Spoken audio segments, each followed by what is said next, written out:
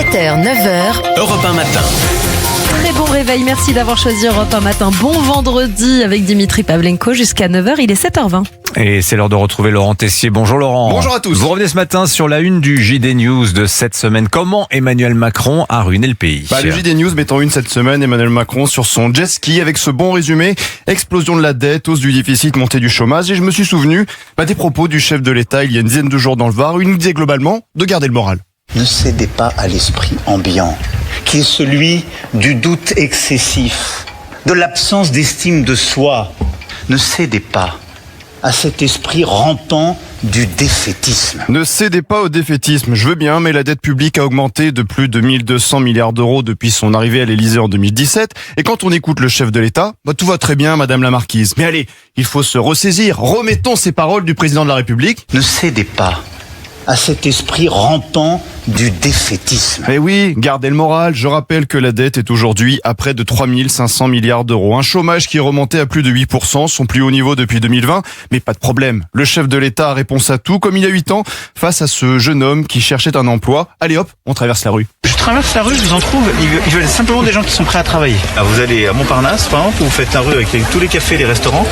Franchement, je suis sûr qu'il y en a un sur deux qui recrute en ce moment. Et les chiffres ne trichent pas, quelques mois de la fin du second quinquennat d'Emmanuel Macron. Mais tiens, revenons quelques années en arrière. Où était la dette publique en 2012, lors de la déclaration de politique générale de Jean-Marc Ayrault, alors Premier ministre socialiste? Et cette dette atteint aujourd'hui près de 1800 milliards d'euros. Eh bien, cette situation, je ne l'accepte pas. Mais je ne veux pas être de la génération qui aura reporté le poids d'une dette excessive sur ses enfants et ses petits-enfants. Eh bien, c'est loupé. En 2012, 1800 milliards d'euros de dette. En 2026, 3500 milliards. La dette a été multipliée quasiment par 2. Le mélange macroniste-socialiste a été très efficace. En même temps, comme dirait l'autre, en décembre 2014, Emmanuel Macron, alors ministre de l'économie, était clair sur sa ligne politique devant des entrepreneurs. Pourquoi je suis socialiste? Parce que ça, c'est un vrai tabou. Et pourquoi je crois que c'est utile d'être socialiste aujourd'hui? Moi, je suis socialiste. Et je l'assume. Emmanuel Macron se disait socialiste et en août 2016, en visite au Puy du Fou en Vendée. L'honnêteté m'oblige à vous dire que je ne suis pas socialiste. Je suis au gouvernement, un gouvernement de gauche. Socialiste, pas socialiste. Alors des discours pour tenter de nous rassurer, des contradictions. En attendant, depuis 2017, les dépenses des administrations publiques françaises ont augmenté de 33%. Et comme l'écrit Laurence Ferrari dans le JD News, on n'a jamais autant prélevé, jamais autant dépensé, jamais autant emprunté.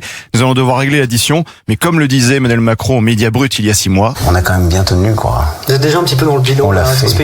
3500 milliards d'euros de dette publique. Merci beaucoup Laurent Tessier, qu'on retrouve chaque matin sur l'antenne d'Europe 1 de 16h à 18h avec Pascal Pro également. Pascal Pro et vous, un numéro pour participer à l'émission pour cette nouvelle formule entièrement consacrée aux auditeurs. Anissa Dadi. Le 01 80 20 39 21. Rendez-vous dès 16h avec Pascal Pro. Allez, à tout à l'heure Laurent. Place